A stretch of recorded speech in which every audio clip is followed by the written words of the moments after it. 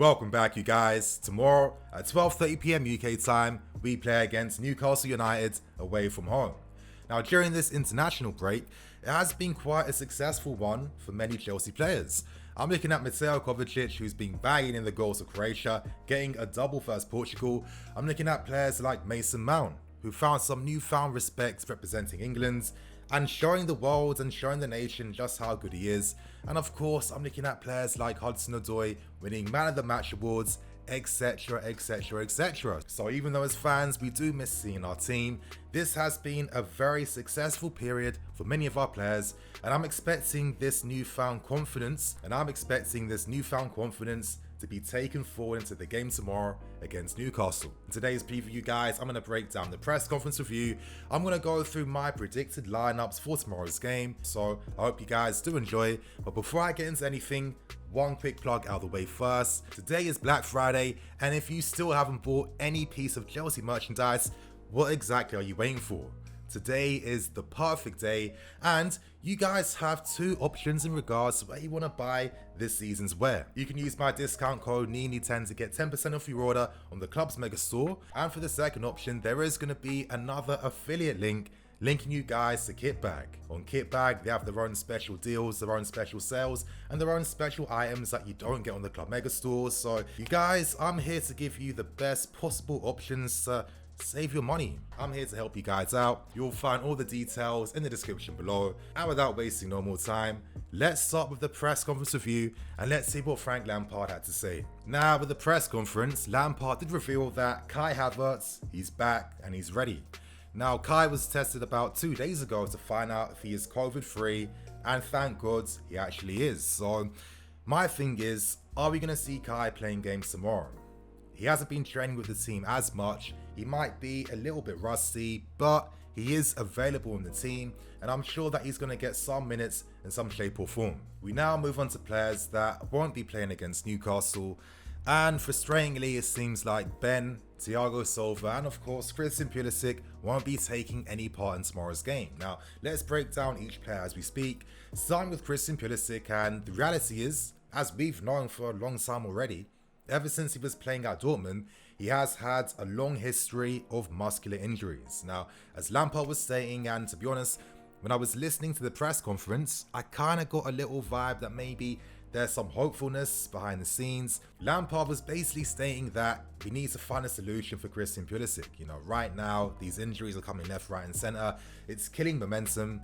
Christian will eventually find the perfect medium and balance between resting time, training, games, etc, etc. And as Lampard confirmed, the club are still actively searching for the perfect solutions to help maintain Pulisic's fitness injury. I think this desperately has to be done. We need to find a solution quick. He has incredible talent, incredible potential, but as we've seen in this cruel game time and time again, injuries can affect things. So let's hope that he's able to get control of this in the not too distant future. But anyway, you guys, let's continue on with this press conference. And I'm going to end with the most significant part of the press conference, and that's regards to Lampard's comments on Mason Mount. Now, Mason Mount has been unfairly scapegoated and unfairly critiqued for a long time. And for a while, I've been trying to understand why some people have this point of view against Mason Mount. I think one reality is that Mason's game isn't really appreciated or even understood that much. As I've been saying for a long time, the way he was playing for the youth academies and out on loan have always been consistently different. This versatility that Mason offers coaches and managers is perfect because Mason not only has attacking instincts, not only can he move the ball, spray the ball, not only does he have very strong tactical understanding, and he works hard for the team and he supports the team too. And when you play at this level, players like this are very important. And this has meant that Lampard has had to use Mason Mount in areas to help benefit the whole team instead of just Mason Mount as an individual. Now, some of you guys might be thinking, alright Nini, if Mason Mount is killing it as a number 8, what took Lampard so long? That's the reality though. We've had an inconsistent team. We've had injuries left, right and center. We haven't had a DM to play as well. We've only just recently got a consistent DM in Kante who's remained fit throughout the entire season so far. But consider last season where we had so many injuries that so many disappointing times as well. We've needed players like Mason Mount in particular to step up and help bring that balance to the team. So let's not disrespect him for that. Let's not disrespect him for, playing out in different positions to benefit the team. Because we never had that midfield, it meant that Mason Mount was playing in a much more attacking position last season. But the interesting thing about his role was that when he played as a cam, he never played there to help create. He was playing as a shadow striker to help get inside the box to support the striker. That's what it's always been about. That's what Mason Mount's been doing, and I feel like it's just been ignorance, to be honest. It's just been ignorance and a lack of understanding that's meant that Mason's been unfairly vilified. Anyway, you guys, just to end my thoughts and opinions, I think one more thing that was working against Mason, and this focuses on the last point I was just saying, was that when he was playing in these higher up positions as like a number 10 on the left wing, the right wing, these tend to be areas where traditionally fans are expected to see some flair, some individual ability, some magic, etc, etc. But gotta remember that when Mason was playing in the team, he wasn't playing in those roles or taught to do those things. So again, in football, it's not like every player has the opportunity to play in their best position, but now that we have the rest of the balance in the team, we can now start to see Mason playing as a number 8, his best position, showing us what he's really about. Lampard said it straight, and a lot of us have felt the same way throughout the seasons as well. Too often we focus on aesthetic instead of the end product and the substance behind the plays. I think right now with Mason, he's getting all the respect he rightfully deserves. Been a long time coming, and now we move on to the predicted lineup part for today's video. So starting with the first predicted lineup, I've gone for a 4-3-3, and as you guys can see on screen, I've got Tammy up front, Werner down the left hand side, Ziyech on the right wing. In midfield, I've gone for Mount and Kovacic with Kante behind. Now the main reason for Kova is that recently his form has been getting a lot better. I think he had an amazing international break too.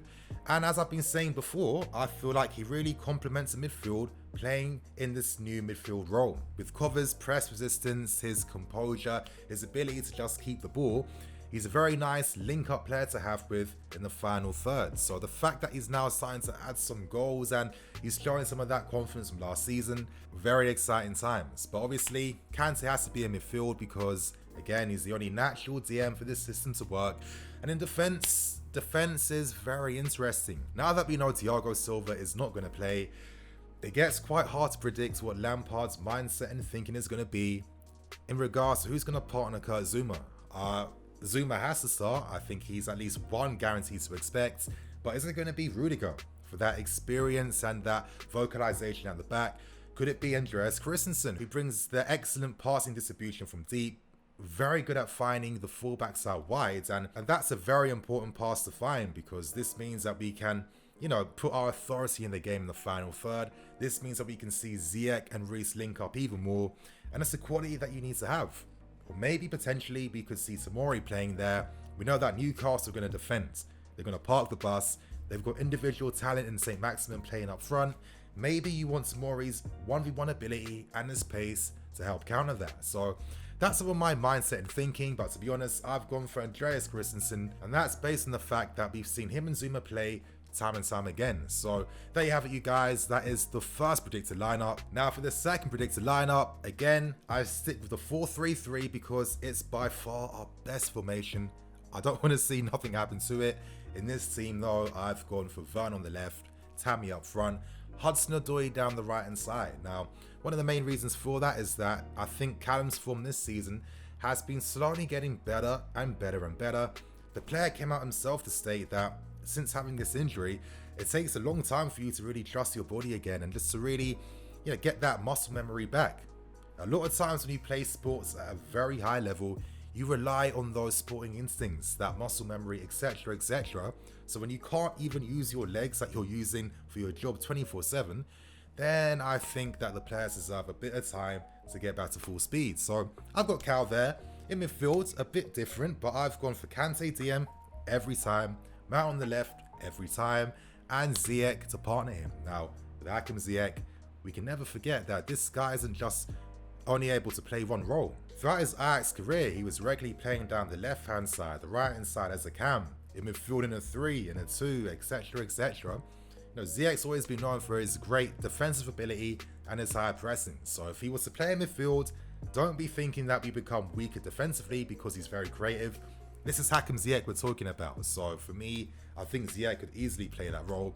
And in defense, I've gone for Aspie, I've gone for Zuma, I've gone for Christensen again, and James and Mendy in goals. So that's my predicted lineup, you guys. And on that note, I'm going to wrap things up and keep things moving. Thank you for watching. Please like, comment, and subscribe. I'm NiniFC. This is Blue Lions TV. I'll catch you guys later with some more videos.